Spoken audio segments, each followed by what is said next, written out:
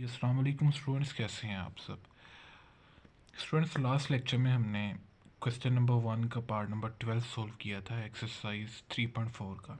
इस लेक्चर में हम पार्ट नंबर 13 सॉल्व करेंगे। ये वेरी इंपॉर्टेंट क्वेश्चन है। शॉर्ट क्वेश्चंस के तौर पे आ सकता है, लॉन्ग में भी आ सकता है, बट वेरी इजी है। हमें इंटीग्रेशन सॉल्व करने का कहा गया है इसमें एक इन्वर्स ट्रिग्नोमेट्रिक फंक्शन जो कि है साइन इन्वर्स एक्स। तो आप एक चीज़ याद रख लें कि अगर किसी भी इन्वर्स ट्रिग्नोमेट्रिक फंक्शन की इंटीग्रेशन आई, लाइक साइन इन्वर्स है, कोस इन्वर्स है या टेन इन्वर्स है, इसके अलावा सीकेंड इन्वर्स या कोसीकेंड इन्वर्स या कोट इन्वर्स, कोई भी इन्वर्स ट्रिग्नोमेट्रिक फंक्शन की इंटीग्रेशन आई तो आपने उसको इंटीग्रल बाय पार्ट्स फार्मूला के अकॉर्डिंग सॉल्व करना है।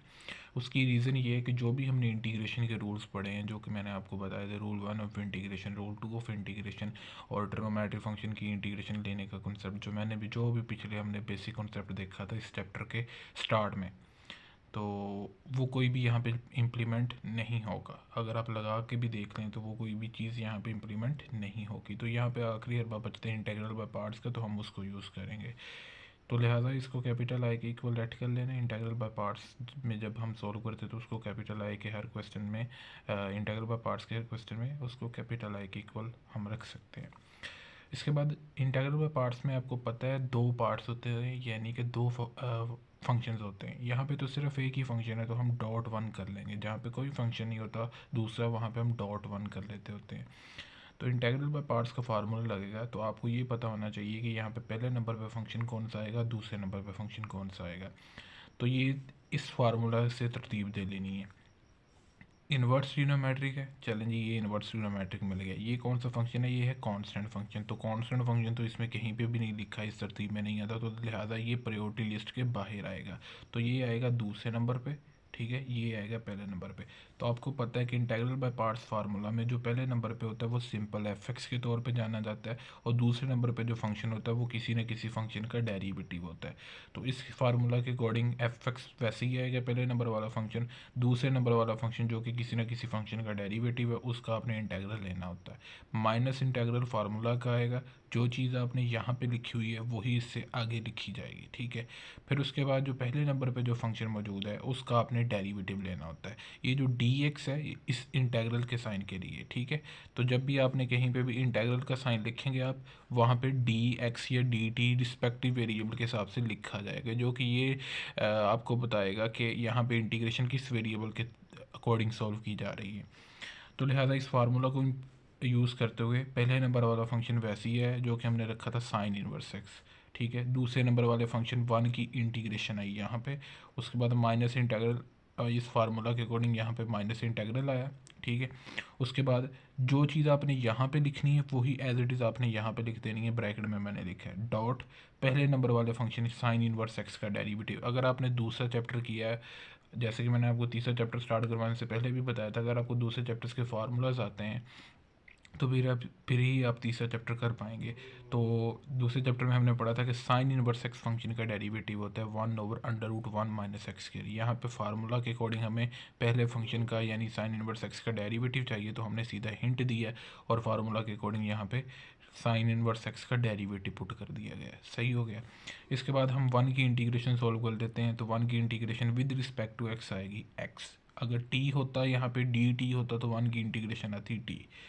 तो यहाँ पे भी एक्स आ चुका और यहाँ पे भी इसकी जगह एक्स आ चुका, ठीक हो गया।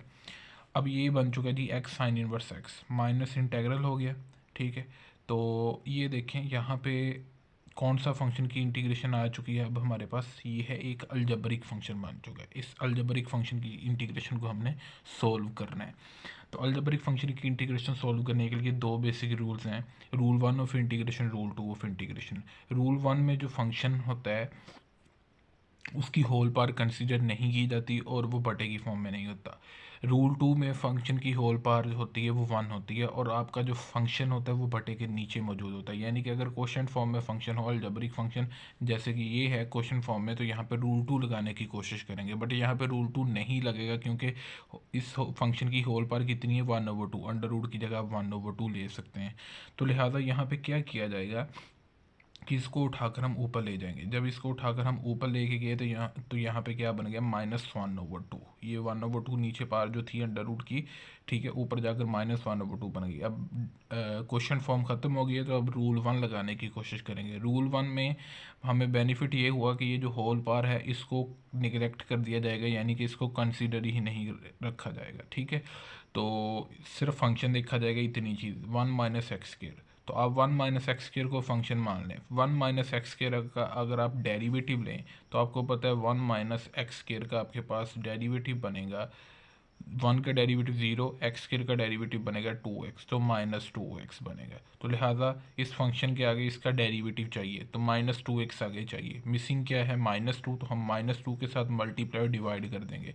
-2 जो मल्टीप्लाई किया वो इधर पड़ा है, और डिवाइड वाला -2 डिवीजन वाला वो बाहर पड़ा है, ठीक है। इसके बाद क्या करेंगे, माइनस इंटू माइनस हमने प्लस कर दिया इस स्टेप में, और यहाँ पे रूल 1 लग गया है इंटीग्रेशन का, जो कि ये है कि एक फंक्शन है उसकी होल पार n है, वो जितनी मर्जी पार हो, अगर उसकी पार कंसीडर किए बगैर, जैसे कि हमने यहाँ पे -1/2 को कंसीडर नहीं किया, बाकी जो फंक्शन बचता है अगर उसका डेरिवेटिव लें तो वो आगे उसके साथ मल्टीप्लाई हो रहा हो आगे, तो फिर फंक्शन के टोटल पार में एक ऐड कर दिया जाए और नीचे भी एक ऐड कर दिया जाए। तो यही चीज़ हमने किया कि यहाँ पे अगर देखा जाए तो -1/2 को आप कंसिडर ना करें, बाकी सिर्फ ये चीज़ देखें 1 - x², तो इसका डेरिवेटिव लें, हमने लेके देखा तरफ पे वो -2x आता है, तो -2x आगे उसके बन रहा है, तो फंक्शन के डेरिवेटिव उसके आगे मल्टीप्लाई हो रहा है, तो फंक्शन की टोटल पार में एक ऐड कर दिया जाएगा और बटे में भी एक ऐड कर दिया जाएगा, इस फार्मूला रूल 1 ऑफ इंटीग्रेशन के अकॉर्डिंग। तो ये एडिशन यहाँ पे एलसीएम लिया जाएगा तो ये 1/2 बन जाएगा, बटे में भी एलसीएम लिया जाएगा तो ये 1/2 बन जाएगा, ठीक है, पार को सॉल्व करके। तो ये 2 नीचे डिवाइड और नीचे 1/2 ऊपर जाकर 2/1, यानी सिंपली 2 हो जाएगा। अब इस स्टेप में क्या होगा, ये वाला 2 इस 2 से कैंसिल आउट हो जाएगा और आपके पास ये आंसर आ जाएगा, ठीक है।